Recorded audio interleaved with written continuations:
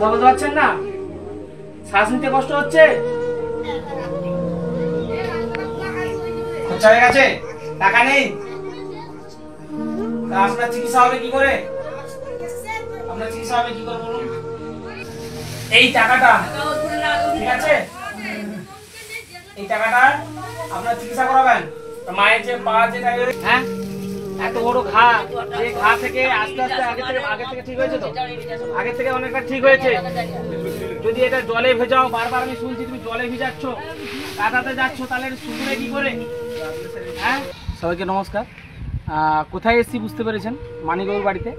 মাঝখানেক আগে মানিকবাবু জানেন, মানে কি বলবো, সেই ঝড় বৃষ্টির সময় যে কষ্টের মধ্যে ছিল, আমরা সবাই প্রায় 2800 মতো অ্যাডভেস্টার, বাঁশ ইত্যাদি ইত্যাদি দিয়ে, ঠিক আছে, ঘরটা করে দেওয়া হয়েছে। সেক্ষেত্রে এই যে পিন্টুদা দাঁড়িয়ে আছে, পিন্টুদার নেতৃত্বে ও স্থানীয় কিছু অর্থ উনি তুলেছিলেন, এবং হচ্ছে জীবনতলা মা মনসা, ওখান থেকে জীবনতলা থেকে ক্লাব কর্নার ক্যাটারার তারা বাঁশটা দিয়েছিল, এবং বাদবাকি যা ডেফিসিট ছিল প্রায় 28টা অ্যাডভেস্টার কিনে এই ঘরটা পুরোটা আমরা কমপ্লিট করছিলাম, ঠিকঠাক চলছিল। এই মায়ের পায়ের আগের কঠিন অবস্থা দেখেছেন, বর্তমানে মায়ের পায়ে দেখুন, ঠিক আছে, মায়ের পায়ে 1 মাস ধরে ট্রিটমেন্ট চলছে।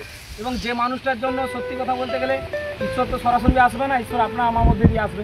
এই অনন্তবাবু প্রত্যেক দিন মানে বিনা পয়সায় এই মাকে একদিন ছাড়া একদিন আসে, ড্রেসিং করে, কিরকম কঠিন পরিস্থিতি থেকে এখন অনেকটা ঠিক হয়েছে। তবে এই মতো অবস্থা। এবং হচ্ছে এই যে কাজল মাসি দেখছেন, কাজল মাসি, এই মাকে সত্যি কুর্নিশ জানাতে হয়।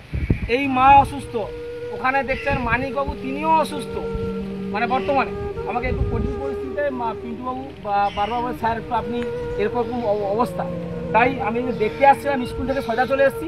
এবং মানিকবাবুর হাতে আমার অরিন্দম ভাই এবং হচ্ছে রাজকুমার ভাই, ওরা আমার সঙ্গে সবসময় থাকে। হ্যাঁ, রাজকুমার জানেন, ওরা এতে থাকে, কেরালাতে থাকে। ওরা 3,000 টাকা পাঠিয়েছিল, সেটাও বাবার হাতে তুলে দিয়েছি, মানিকবাবুর হাতে তুলে দিয়েছি। আপনাদের কাছে অনুরোধ, দেখুন এই মানুষটা কোথাও যেতে পারে না, কাদায় এরকম একটা, এখন আরও 2 মাস মতো লাগবে, তাই তো। এবং মানিকবাবুর এরকম অবস্থা, অসুস্থ, ঠিক আছে, ওনার অনেক একদম পুরো অসুস্থ, উনি এর বার্ধক্যজনিত যে সমস্যাগুলো হয়, ডাক্তারবাবু দেখছেন, এবার কঠিন পরিস্থিতি। তা আপনারও যদি মনে হয় যে আপনি এই মায়ের কাছে, আর ছোট্ট একটা মেয়ে, এ আর কী করবে, আপনি মায়ের কাছে বা বাবার কাছে সহযোগিতার হাতটা বাড়িয়ে দেবেন। আপনার যেরকম মনে হয়, যদি মনে হয় যে সহযোগিতার হাত বাড়িয়ে দেওয়ার দরকার, তাই আপনি সহযোগিতার হাতটা বাড়িয়ে দেবেন। ঈশ্বর তো সরাসরি আসবে না, ঈশ্বর আসবে আপনার আমার মতো, তাই মানবতার হাতটা বাড়িয়ে দেন। 2 টাকা 1 টাকা যদি সম্ভব হয় দেবেন, নাহলে বার্তাটা শেয়ার করবেন, যাতে এই মানুষটা এবং ওই বয়স্ক মানুষ আসতে পারেনি, এখন তো অসুস্থ, চলাফেরা করতে পারছে না, বিছানায় পড়ে আছে, তাই আপনার আমার দ্বারা এই মানুষগুলো ভালো থাকবে। সবাই ভালো থাকুন। আর একটা কথা, এই যে পিন্টুবাবুকে দেখছেন, সত্যি কথা বলতে গেলে ইনা পিন্টুবাবু, মহেশবাবু এবং হচ্ছে ভগীরথবাবু, তার মধ্যে পিন্টুবাবু যে দিন রাত এবং ওনার ফ্যামিলি প্রত্যেকটা মুহূর্তে কিন্তু এই পরিবারের পাশে আছে। আর আমার এই ডান দিকে ইনার ডাক্তারবাবুর কথা যতটা কম বলবো ততই ভালো, ইনার অবদানকে আমি কুর্নিশ জানাচ্ছি।